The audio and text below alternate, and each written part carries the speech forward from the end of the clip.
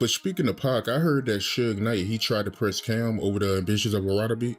Yes, Cam definitely held his ground when the incident happened between him and Suge. Hey, yo, bro, I ain't giving you no bread. What's poppin'? He like, well, I tell you now, I up on giving you money. So now my man's starting to flinch. Yeah, so I'm like, yo, I is up too. What we doing? Suge Knight ruled through fear, the kind that made platinum-selling rappers lose their cool the second he stepped into a room. Executives folded, artists trembled, and his legend grew off pure intimidation that spread through every corner of the game. Beast, he was a bully. Good night, how you doing? Don't kill me. All right, I'm talking about slap men hard. I'm talking about an open fist across their face. He wasn't just a boss, he was a storm people prayed wouldn't come their way. But Harlem doesn't bow down easy. When Suge tried that same energy with Cam'ron, he learned quick that not everyone shakes when the big dog growls. Cam wasn't built like that.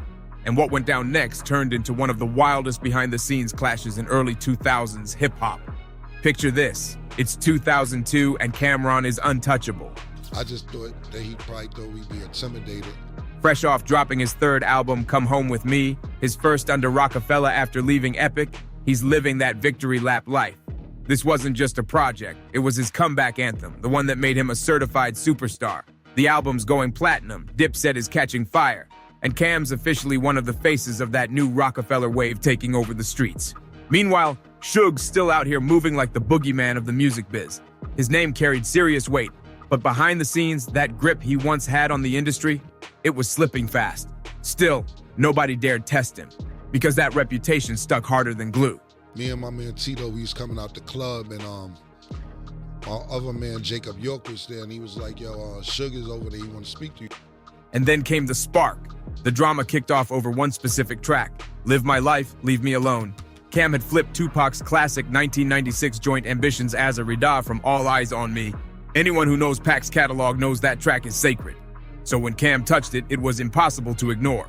And word is, Suge wasn't feeling it at all. According to Cam'ron, it all went down outside a club in LA, somewhere around 2 a.m. He and his homie Tito had just stepped out when they ran into their boy Jacob. And that's when the night took a turn no one expected. Jacob walks up and tells Cam, Suge Knight wants a word. Now, for most people back then, hearing that name was enough to make your stomach drop. But Cam? So he comes over, he's like, yo, what's up? I'm like, yo, what's up, bro? How you doing? He like, I'm good, but you owe me some money. You used that Tupac beat on your album, that's my beat. And I'm like, well, Daz came to the studio and played it over. He stayed calm, cool, and unbothered. He just looked at Jacob and said, all right, tell him to come over here. Straight face, no fear at all. So Suge rolls up, gives a quick, what's up, and gets right to it. No small talk, no games. He tells Cam that he owes him money for using the beat. But Cam wasn't going for it one bit. And, oh, you owe me money. And I'm like, hey, yo, bro, I ain't giving you no bread. What's poppin'? He like, well, I tell you now, I up on giving you money. So Like, what? Yeah, so I'm like, yo, I is up too. What we doing? What's poppin'? Looking back, Cam said it wasn't even about business for him if Suge had a legit. He fired back, saying he got that track straight from Daz Dillinger, the same man who produced Tupac's Ambitions as a Rida. Cam even said Daz personally came through the studio and replayed the whole beat for him. That's as official as it gets in the game. But Suge wasn't trying to hear logic. He shut Cam down fast, saying Daz had no right to give that beat away, claiming it all belonged to him. Then he leaned in closer and did what Suge was famous for, intimidation. He told Cam straight up that he had handled dudes before over money and wouldn't think twice about doing it again. That wasn't a business talk, that was a warning. Now Cam's boy Tito was on edge, ready for whatever, because this was the kind of setup that could have gone bad real fast. It's 2 in the morning, outside a club in LA, and Suge Knight, the king of muscle tactics, is standing there trying to press a Harlem hustler, but Cam didn't flinch. Instead of backing down, he looked Suge in the eye and said, if you want to fight, we can fight. Just like that. And that's when everything changed. The whole vibe flipped. Suge, the same man who made rappers tremble, suddenly stepped back. He wasn't expecting someone to match that energy. Instead of escalating, Suge backed off and walked away. Just like that, it was over. Cam later said it was never even about business. If Suge had a real issue, He could have called and handled it properly. But once Suge made it about threats, Cam handled it his way. Street code. You come at me sideways, I'll meet you the same way. And that night proved something major. Suge's power only worked on people who believed in it. When somebody finally stood up to Suge Knight and showed they weren't scared, his whole act crumbled. That's exactly what made Cam'ron different. He wasn't built to fold. The idea of Cam pressing Suge might sound wild if you don't know where he came from, but once you understand his roots, it all makes sense. Cam'ron wasn't just some flashy rapper with pink furs and icy chains. This was a Harlem soldier through and through. And growing up in Harlem during the 80s and 90s, that wasn't just living, it was survival training. You learned quick, moved smart, and never let anyone punk you. That's where Cam got that fearless edge that made him look Suge in the eye without blinking. But before the rap fame, the platinum plaques, and the Dipset legacy, Cam had a whole different dream. Basketball was his first love. And like basically we used to play ball. Ball was like a first priority. But I went away to school and Mace got put on over at Bad Boy. I got into some problems out in school. I used to go to a junior college in Texas. He went to Manhattan Center for Science and Mathematics in East Harlem, and he wasn't just running games for fun. He was a real baller. His boy Mace, yeah, that Mace from Bad Boy, was his teammate, and together they were a problem on the court. The duo put their school on the map, taking the team all the way to the New York City High School basketball finals, finishing second in the entire city. Cam was that nice. He wasn't just good for Harlem. He was ranked among the top 25 players in the whole country for the class of '94. That's the same class that had future NBA stars in it. Big schools were calling non-stop. North Carolina, Duke, Syracuse, Florida, USC, Georgetown, Miami. We're talking top-tier programs. Cam'ron was on the radar of college basketball royalty. If things had gone another way, we might have been talking about Cam'ron the NBA point guard instead of Cam'ron the rap icon. But life had a different plan waiting for him. It wasn't his skills that held him back. It was his grades. Academics tripped him up, and those Division I offers disappeared just like that. The dream didn't die, though. He passed away last year, and we just used to rap on the street. He kept pushing and ended up at Navarro Junior College down in Texas, hoping it would be his stepping stone, a way to keep hooping until he could transfer up. That was Cam's mindset. Hustle harder, no excuses. Whether it was ball or rap, he always found a way to make something shake. And that's exactly why facing Suge Knight didn't faze him. Fear was never part of his DNA, but reality didn't play out the way Cam hoped. That hamstring injury just wouldn't let up, and on top of that, the vibe down in Texas wasn't sitting right with him. The energy was off, the environment didn't feel like home, and little by little, that hoop dream started slipping away. Before long, his basketball career was done, just like that. So Cam packed it up and came back to Harlem. Took me over to Notorious B.I.G. house. And I rapped for Biggie, and Biggie was like, yo, you nice, you know what I'm saying? I want to put you on, you know what I'm saying? So he called this partner, Rivera, up, like, I got this kid sitting in my house, I want to sign him. And Un was like, yo, I'll sign him, you know what I'm saying? He didn't even hear me rhyme, he just respected Big's opinion that much. And the second he touched down, reality hit hard. The NBA dream was over, and now it was survival mode. And in Harlem, survival has always had a street name. Cam himself admitted later that he got into hustling, moving weight, crossing state lines, trying to make ends meet. He even talked about it in his track, It's Killer, where he mentions doing work down in Maryland. This wasn't glamorized. This was the real Harlem in the 90s, when the blocks were full of legends and danger lurked on every corner. You had street names like Baby M and Pop Lottie making headlines, beefs turning fatal, and shootouts popping off regularly. But the streets weren't the only thing testing him. Life hit even harder. In March of 1997, tragedy struck when his cousin and rap partner Derek Bloodshed Armstead died in a car crash. Bloodshed wasn't just family. He was Cam's other half in music. Together, they had formed the group Children of the Corn alongside Big L, Mace, and Herb McGruff, a Harlem super team before the world even knew it. They had all the potential in the world, but Bloodshed's passing shattered everything overnight. For Cam, it was a pain that ran deep, but it also lit a fire in him. With basketball gone and Bloodshed gone, he had nothing left but his ambition, and music became his only escape. What happened was they told me to give up the car, and I looked at him like he was stupid, pulled off, and then he started shooting. That's when he locked in for real, turning all that loss and pressure into purpose. And here's the wild part. Cam's big break didn't come from some label scout or lucky connection. It came from his day one brother, Mace. At that time, Mace was on top of the world, Fresh off his Bad Boy success, rolling with Puffy, and running through the industry with the biggest names in rap. But instead of forgetting his people, he reached back. One day, he brought Cam face to face with none other than the notorious B.I.G. This wasn't just another meeting. This was the moment that could change a man's entire life. Cam later said that when Biggie asked him to spit, he didn't hesitate. He dropped bars right there on the spot. And Biggie, he was blown away instantly. Biggie looked Cam in the eye and said, "Yo, you nice. I want to put you on." And when Big said it, he meant it.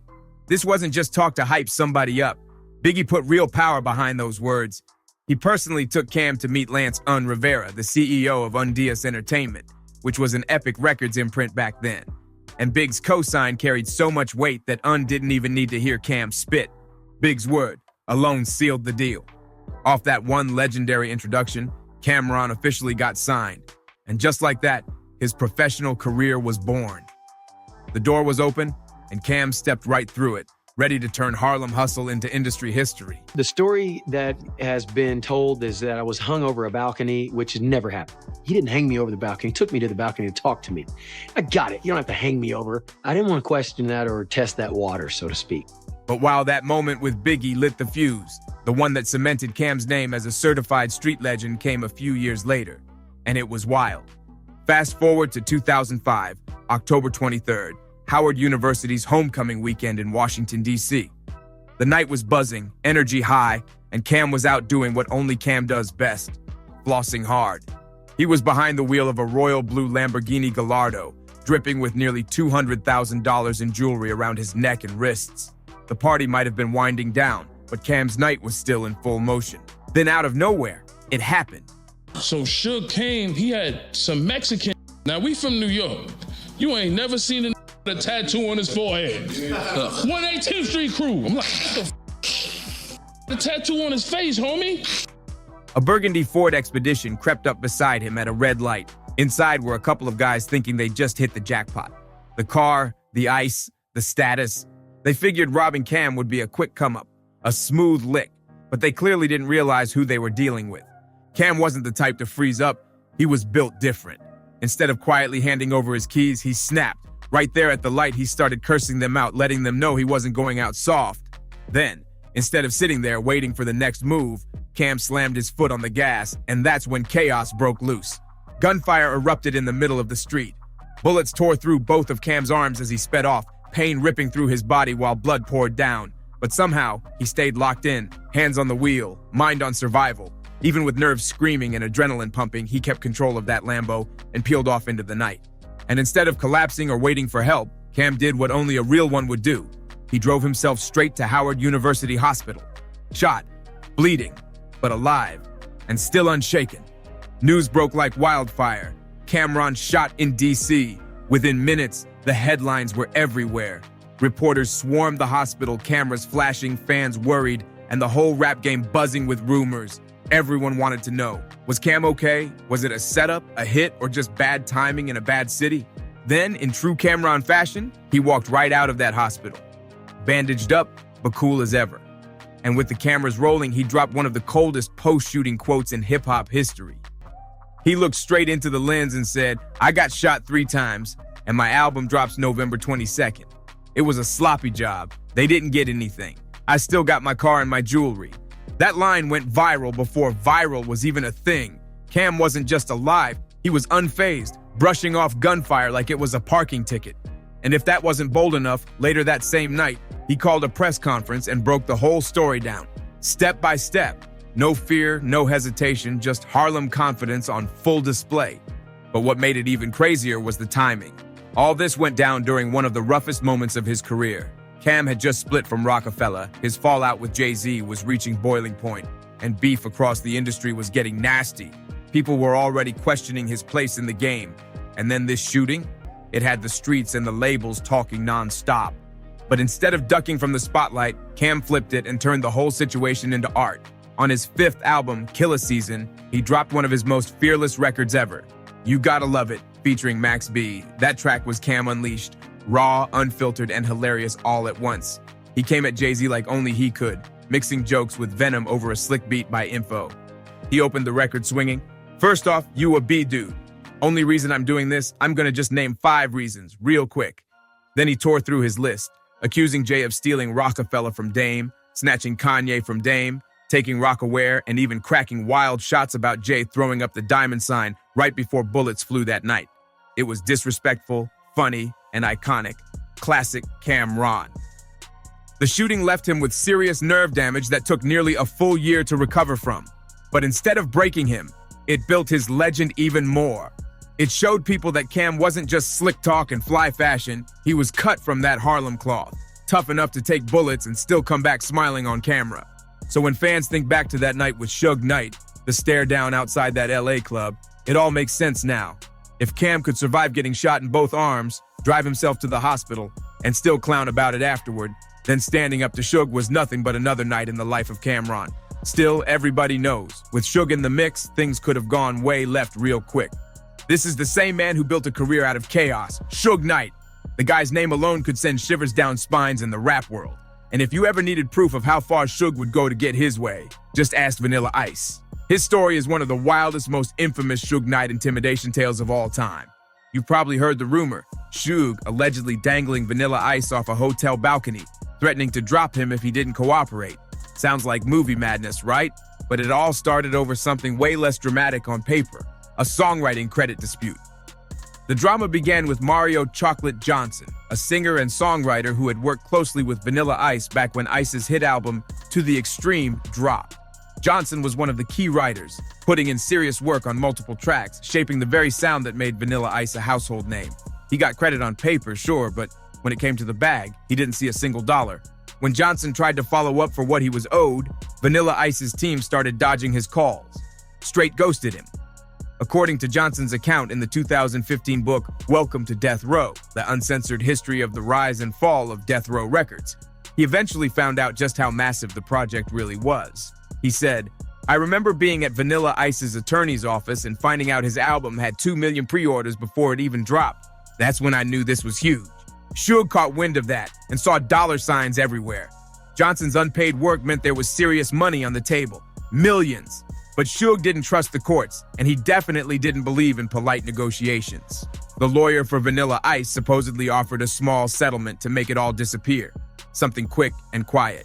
But Suge, quiet was never in his vocabulary. He wanted to handle things his way. The street way. And when Suge said he was going to handle it, everyone knew that meant trouble was coming. His frustration quickly turned into obsession. This wasn't just about money anymore, it was about respect and control. That's when Suge decided to go straight to the source, Vanilla Ice himself. No lawyers, no phone calls, no middlemen. Suge wanted a face-to-face conversation. His style of negotiation was direct, loud, and unforgettable. Mario "Chocolate" Johnson later explained how the whole thing went down, and the way he tells it, it was straight out of a gangster movie. Mario "Chocolate" Johnson said he already knew where Vanilla Ice was staying. He was supposed to pull up and listen to some new tracks Ice was working on. But Suge had other plans. He looked at Johnson and said, "I'm going with you, and when Suge Knight says he's coming along, you don't argue. You just go." So they headed to the hotel, and that's when things turned into legend. Vanilla Ice himself told his side in the same Welcome to Death Row book, and according to him, it was straight out of a nightmare. He walked back into his hotel room and found Suge already there, not alone, but rolling deep with a few of his guys. No knock, no warning, just Suge posted up like he owned the place. Suge didn't waste any time. He made it crystal clear what he wanted, royalty points. He told Ice he wanted a share of the money from Ice Ice Baby, the hit that was printing cash back then. Then Suge invited him out onto the balconies at him, and by invited, Vanilla Ice said he basically walked him out there himself. Calm voice, serious eyes, and the city of Los Angeles glowing far below them. Ice said, "Man, I needed a diaper that day." He even joked later that he told Suge he was an investor in Death Row Records with no return on my money, trying to lighten the tension while standing over a drop that could have ended everything. Now this is where the legend gets tricky. Vanilla Ice swears Suge didn't literally dangle him off the edge. He said that part got blown way out of proportion over the years. According to Ice, there's no bad blood between them now, and they've both moved on. Maybe that's true, or maybe that's Ice keeping the peace. Because let's be real, like even if Suge didn't physically hold him over the balcony, the energy of that moment said everything. You don't take a man out to a high-rise balcony in the middle of the night, make him stare down at the ground, and talk about money, unless you're sending a very clear message. Suge didn't need to lift a finger. The tension, the setting, and the silence did all the work for him. That was Suge's style, psychological warfare wrapped in calm conversation. And that fear didn't stop with Vanilla Ice. It spread through the industry. Even heavyweights like Eminem and 50 Cent got pulled into Suge's storm. Their beef with him came from his long-running battle with Dr. Dre. When Dre broke away from Death Row and later signed Eminem, who then brought in 50, Suge saw all of them as part of Dre's camp. And in Suge's world, if you were with Dre, then you were automatically against Suge. So when Eminem and 50 Cent exploded into superstardom, they automatically inherited all that leftover tension from Dr. Dre's fallout with Suge Knight. And Suge liked to sit back and watch his rivals thrive without stirring the pot. He made sure they felt his presence, loud and clear. One of the most infamous moments came during the filming of 50's legendary In Da Club music video. Everything on set was running smooth, cameras rolling, Dre in the mix, 50 in full superstar mode, until someone suddenly shouted, "Suge Knight is here!" That one sentence froze the entire set. The energy instantly flipped from excitement to fear.